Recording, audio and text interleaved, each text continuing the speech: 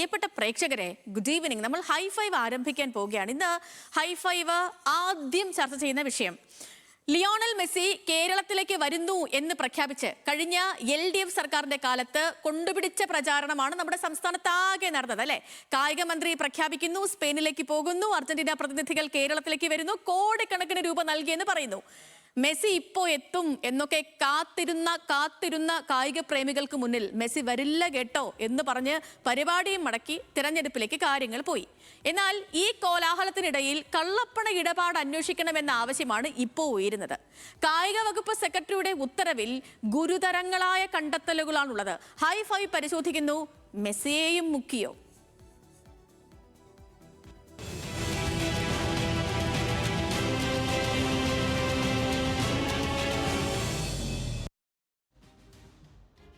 പ്രിയപ്പെട്ട പ്രേക്ഷകരെ, സർക്കാരിനെ കാഴ്ചക്കാരാക്കി എല്ലാ ഇടപാടുകളിലും സ്പോൺസർ നേരിട്ട് നടത്തുന്നതിനെതിരെ വലിയ വിമർശനം നേരത്തെ തന്നെ ഉണ്ടായിരുന്നതാണ്. അന്വേഷണത്തിൽ വ്യക്തമായ കാര്യങ്ങൾ നമുക്ക് പരിശോധിക്കാം. നമ്മുടെ കേരളത്തിൽ ഫുട്ബോൾ മത്സരം കളിക്കാമെന്ന് ചൂണ്ടിക്കാട്ടി അർജന്റീന ഫുട്ബോൾ അസോസിയേഷൻ ഔദ്യോഗികമായ ഒരു ഉറപ്പും സർക്കാരിന് നൽകിയിരുന്നതേയില്ല. സ്പോൺസർക്ക് നൽകിയിരുന്നില്ല എന്നുള്ളതാണ് കായിക വകുപ്പ് സെക്രട്ടറിയുടെ അന്വേഷണത്തിലെ ഏറ്റവും പ്രധാനപ്പെട്ട കണ്ടെത്തൽ. 2 മത്സരം നടത്തുന്നതിനായി ഫിഫയുടേതോ അതല്ലെങ്കിൽ അഖിലേന്ത്യാ ഫുട്ബോൾ ഫെഡറേഷന്റെയോ അനുമതി ലഭ്യമായിരുന്നില്ല. എന്തിന്? കേരള ഫുട്ബോൾ അസോസിയേഷൻ പോലും ഇതിൽ ഭാഗമായിരുന്നില്ല എന്നുള്ളതാണ് സത്യം. മറ്റൊരു പ്രധാനപ്പെട്ട കാര്യം എന്താ വെച്ചാൽ, ലിയോണൽ മെസ്സിയും മറ്റ് പ്രധാനപ്പെട്ട താരങ്ങളും കേരളത്തിലേക്ക് വരുമെന്ന കാര്യത്തിൽ യാതൊരു ഔദ്യോഗിക ഉറപ്പും സർക്കാരിനുണ്ടായിരുന്നില്ല. എന്നിട്ടാണ് മെസ്സി വരും കേട്ടോ എന്നൊക്കെ അന്നത്തെ കായിക മന്ത്രി വി അബ്ദുൾ റഹ്മാൻ കണ്ട വേദികളിലൊക്കെ തട്ടിവിട്ടത്. ഒരു സ്പോൺസർ പറയുന്നത് കണ്ണടച്ച് വിശ്വസിക്കുകയായിരുന്നു കായിക മന്ത്രി എന്നാണ് നമുക്കിത് ഈ കാര്യങ്ങളൊക്കെയും പരിശോധിക്കുമ്പോൾ മനസ്സിലാകുന്നത്. ഇത് ഒന്ന്. ഇനി രണ്ടാമത്തെ പ്രധാനപ്പെട്ട കാര്യം എന്തെന്ന് വെച്ചാൽ, അർജന്റീന ഫുട്ബോൾ അസോസിയേഷന്റെ മെയിൽ വഴിയുള്ള രേഖകളെ മാത്രം വിശ്വസിച്ചാണ് ഈ കാര്യങ്ങളൊക്കെ മുന്നോട്ട് പോയത്.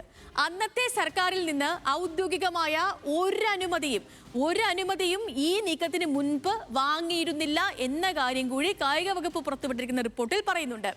ഇനി വലിയ ക്രമക്കേടാണ് നടന്നതെന്ന് വ്യക്തമാക്കുന്നത് ഇതിന്റെ സാമ്പത്തിക വശം കൂടി നമ്മൾ അറിയുമ്പോഴാണ്. നോക്കൂ പ്രിയപ്പെട്ട പ്രേക്ഷകരെ, 210 കോടി രൂപയായിരുന്നു പ്രതീക്ഷിച്ചിരുന്ന ചെലവ്. ഈ മെസ്സിയെ കൊണ്ടുവരുന്നതിൽ പ്രതീക്ഷിച്ചിരുന്ന ചെലവ് 210 കോടിയായിരുന്നു. ഈ റിപ്പോർട്ടിലെ കണ്ടെത്തൽ എന്താണെന്ന് വെച്ചാൽ 198 കോടി രൂപ അർജന്റീന ഫുട്ബോൾ അസോസിയേഷന്റെ ഫീസ് ഇനത്തിൽ മാത്രം നൽകണമെന്നായിരുന്നു. പ്രതീക്ഷിത വരുമാനം 82 കോടി എന്നാണ് ഈ റിപ്പോർട്ടിൽ പറയുന്നത്. സ്പോൺസർ കണ്ടെത്തുക എന്ന തരത്തിലായിരുന്നു നീക്കങ്ങളൊക്കെയും നടന്നിരുന്നത്. ടെൻഡർ ഇല്ലാതെ അവസരം RBC കമ്പനിയെ തിരഞ്ഞെടുത്തു. അതായത് 128 കോടി രൂപ ഒരു സ്പോൺസർ ചെലവഴിക്കുമ്പോൾ അവർക്ക് എത്ര കിട്ടും എന്നതുകൂടി അറിയാൻ ഇവിടെയുള്ള സാധാരണക്കാർക്ക് കൂടി അവകാശമുണ്ടല്ലോ. അതിന് ഒരു ടെൻഡർ പോലും വിളിക്കാൻ സർക്കാർ തയ്യാറായില്ല. റിപ്പോർട്ടർ ബ്രോഡ്കാസ്റ്റിംഗ് കോർപ്പറേഷനാണ് സ്പോൺസറായി എത്തിയത്. ടെൻഡർ ഇല്ലാതെയാണ് കമ്പനിയെ തിരഞ്ഞെടുത്തതെന്ന് ഈ റിപ്പോർട്ടിൽ തന്നെ വ്യക്തമാകുന്നുണ്ട്. അപ്പോൾ സ്വാഭാവികമായും അന്വേഷണം വരികയാണെങ്കിൽ അന്നത്തെ കായിക മന്ത്രിയും സർക്കാരും ഒക്കെ ഇക്കാര്യത്തിൽ മറുപടി പറയേണ്ടി വരും എന്ന കാര്യത്തിലും തർക്കങ്ങൾ ഒന്നും തന്നെയില്ല. ഇനിയിപ്പം പദ്ധതി നടന്നാൽ കമ്പനിക്കുള്ള ഗുണം കൂടി വ്യക്തമാക്കുന്നുണ്ട് ഇപ്പോൾ കായിക വകുപ്പിന്റെ റിപ്പോർട്ടിൽ. അതായത് കാണികളുടെ ടിക്കറ്റ് നിരക്ക് തീരുമാനിക്കുന്നതും അതിന്റെ തുക ശേഖരിക്കുന്നതും സ്പോൺസർമാരായിരിക്കും. സ്പോൺസർഷിപ്പ് വരുമാനം കരാർ ലഭിച്ച കമ്പനിക്കായിരിക്കും. സംരക്ഷണാവകാശം ഈ സ്പോൺസർക്കാണ്. അതോടൊപ്പം തന്നെ സ്റ്റേഡിയത്തിലെ വ്യാപാരം സംബന്ധിച്ച കരാറുകളും ആർക്കാവും? സ്പോൺസർക്ക് തന്നെയായിരിക്കും. ഇനി നൽകിയ തുക സംബന്ധിച്ച ദുരൂഹതകളും ചുരുളറിയേണ്ടതുണ്ട്. $15 മില്യൺ എന്ന് വെച്ചാൽ ഏകദേശം 143 കോടി രൂപയാണ്. ഇന്നത്തെ നിലയ്ക്ക് 143 കോടി രൂപ. ഇത് ആർക്കാണ് കൈമാറിയതെന്ന് അറിയണ്ടേ? അതാണ് ഇവിടുത്തെ അറിയേണ്ട വലിയ കാര്യം. വിദേശ കമ്പനിയുടെ അക്കൗണ്ട് വഴി അർജന്റീന ഫുട്ബോൾ അസോസിയേഷന് തുക നൽകിയെന്നാണ് പറയുന്നതെങ്കിലും ഈ കമ്പനിയെ എങ്ങനെ തിരഞ്ഞെടുത്തു, തുക എത്തിയോ തുടങ്ങിയ കാര്യങ്ങളിലൊന്നും ഇതുവരെ ഒരു വ്യക്തതയുമില്ല. അങ്ങനെ കോടിക്കണക്കിന് രൂപയുടെ വമ്പൻ പദ്ധതിയായിരുന്നു അണിയറയിൽ ഉണ്ടായിരുന്നത്. ഇനി അന്വേഷണം വെറുതെ റിപ്പോർട്ട് നൽകുക മാത്രമല്ല കേട്ടോ, ശുപാർശകളുമുണ്ട്.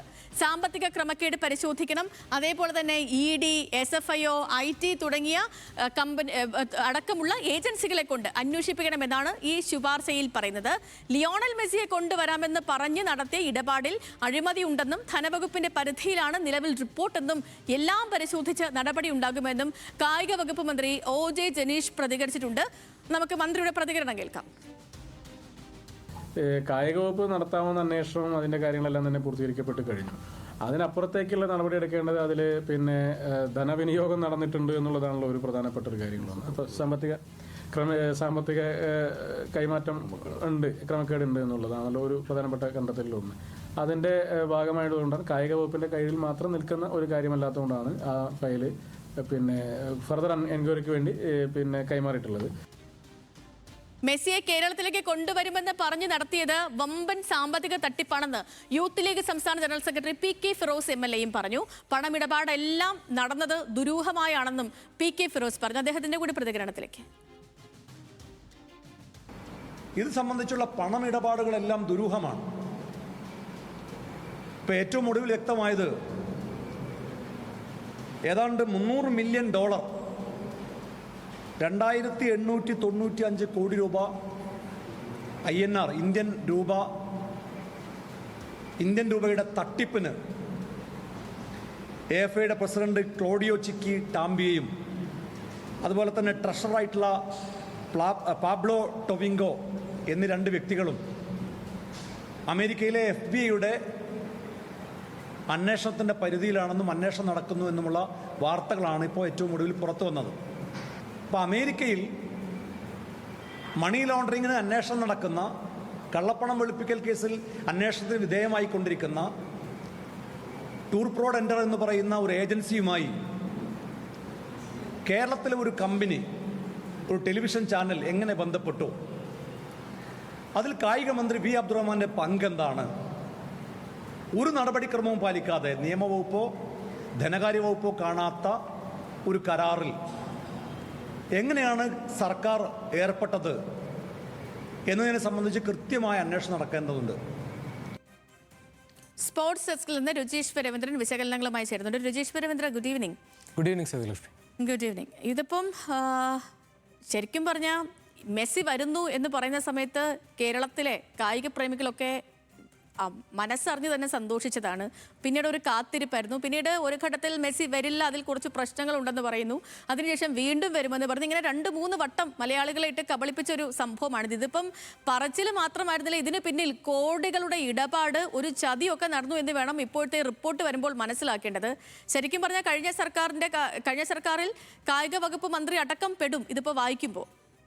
തീർച്ചയായും അങ്ങനെ തന്നെ പ്രതീക്ഷിക്കണം. ഏറ്റവും പ്രധാനപ്പെട്ട കാര്യം, ഇത് റിപ്പോർട്ടർ ബ്രോഡ്കാസ്റ്റിംഗ് കോർപ്പറേഷൻ എന്ന കമ്പനിയാണ് ഇതിൻ്റെ കരാറിൽ പ്രകാരം സംസ്ഥാന സർക്കാർ ടെൻഡർ ഇല്ലാതെ തെരഞ്ഞെടുക്കപ്പെട്ട സ്പോൺസർ എന്ന് പറയുന്നത്. അതുകൊണ്ട് തന്നെ എങ്ങനെ ടെൻഡർ ഇല്ലാതെ ഇത്രയും വലിയ തുകയുടെ ഒരു പരിപാടിക്ക് വേണ്ടി ഒരു സ്പോൺസറെ തെരഞ്ഞെടുത്തു എന്ന കാര്യത്തിന് കൃത്യമായി തന്നെ അന്നത്തെ കായിക വകുപ്പ് മന്ത്രി ഉത്തരം പറയണം. ആദ്യഘട്ടത്തിൽ ഇത് സർക്കാരിൻ്റെ ഒരു വലിയ പദ്ധതി എന്ന തരത്തിലായിരുന്നു കായിക മന്ത്രി പല വേദികളിലും ഇത് മെസ്സിയെ കൊണ്ടുവരും കേട്ടോ എന്നൊക്കെ പ്രഖ്യാപിച്ചുകൊണ്ടിരുന്നത്. പിന്നീട് ഇത് സ്പോൺസറുമായി ബന്ധപ്പെട്ട് പല പ്രശ്നങ്ങൾ ഉണ്ടായപ്പോൾ ഇതൊക്കെ സ്പോൺസറുടെ കാര്യമാണ് എന്ന് പറഞ്ഞ് അതിൽ നിന്ന് തലയൂരുന്നതാണ് കണ്ടത്. പക്ഷെ അവിടെയും ഏറ്റവും പ്രധാനപ്പെട്ട കാര്യം, കേരളത്തിലെ ഫുട്ബോൾ ഏജൻസികളായാലും ഇന്ത്യയിലെ ഫുട്ബോൾ ഏജൻസികളായാലും ഫിഫ ആയാലും ഇവരുടെയൊക്കെ കൃത്യമായ അനുമതികളോടെ മാത്രമാണ് ഒരു മത്സരം ഒരു രാജ്യത്ത് നടത്താൻ സാധിക്കുക. നമുക്കറിയാം, അടുത്ത സെപ്റ്റംബർ ആകുമ്പോൾ വീണ്ടും ഈ ഫിഫ വിൻഡോ വരും. അവിടെയും പല രാജ്യങ്ങളിലും മത്സരങ്ങൾ നടക്കും.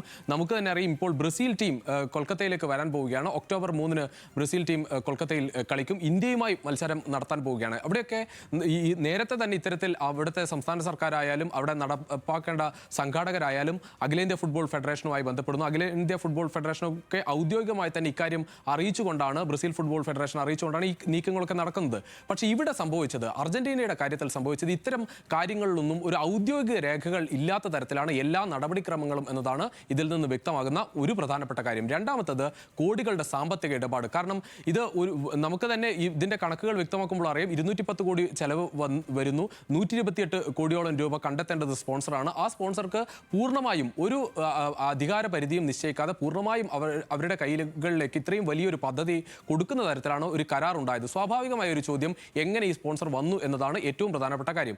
ഇനി അടുത്തത്, ഈ പറഞ്ഞ തുക, ഇത്രയും വലിയ തുക, 100 കോടിക്ക് മുകളിലേക്കുള്ള ഒരു തുക നൽകി എന്നതാണ് ആ സ്പോൺസർ നേരത്തെ പറയുന്നത്. അതോടൊപ്പം തന്നെ ഈ റിപ്പോർട്ട് പ്രകാരവും അങ്ങനെ നൽകിയെങ്കിൽ അതിനെ തുടർന്നുള്ള ഒരു രേഖയും വ്യക്തമല്ല എന്ന് പറയുന്നു. അതുകൊണ്ട് ഈ അന്വേഷണം ഏറ്റവും പ്രധാനപ്പെട്ട കാര്യം ED, IT, SFIO തുടങ്ങിയ കേന്ദ്ര ഏജൻസികൾ അന്വേഷിക്കണം എന്നതാണ് ഈ കായിക വകുപ്പ് സെക്രട്ടറി പറയുന്നത്. അതുകൊണ്ട് തന്നെ കേന്ദ്ര ഏജൻസികൾ ഇതിന്റെ അന്വേഷണ പരിധിയിലേക്ക് വന്നാൽ സ്വാഭാവികമായും തുടക്കം മുതൽ ഒടുക്കം വരെ ഇതിന് ഇടയിൽ പ്രവർത്തിച്ച എല്ലാവരും, അത് സർക്കാരിലെ മന്ത്രിയായാലും അതിനോടനുബന്ധിച്ച് തന്നെ വലിയ പദ്ധതികളൊക്കെ ഇതിന്റെ ഭാഗമായി വന്നു.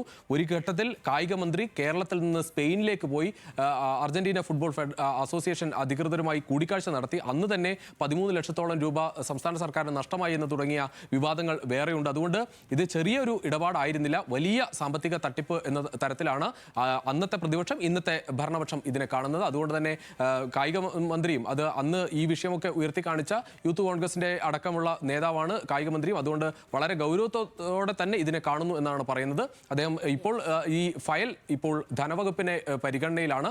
അതിനുശേഷം സർക്കാർ ഇക്കാര്യത്തിൽ അന്വേഷണം ഏത് രീതിയിൽ വേണമെന്ന കാര്യത്തിൽ ഒരു തീരുമാനമെടുക്കും. എന്തായാലും വളരെ ഗുരുതരമായ ഒരു സാമ്പത്തിക ക്രമക്കേട് ഇതിൽ ഉണ്ട് എന്ന് തന്നെയാണ് സർക്കാർ വ്യക്തമാക്കുന്നത്, കായിക വകുപ്പ് മന്ത്രിയുടെ റിപ്പോർട്ടിൽ വ്യക്തമാവുന്നത്. നിശ്ചയമായും രജേഷ് പുരേന്ദ്രൻ, നമ്മൾ ആ റിപ്പോർട്ട് വായിക്കുമ്പോഴും അതിലെ ഓരോ പരാമർശങ്ങൾ അറിയുമ്പോഴും ഒക്കെയും മനസ്സിലാവുന്നത് അങ്ങനെ തന്നെയാണ്. കോടികളുടെ ഇടപാടും തട്ടിപ്പും ഒക്കെയാണ്.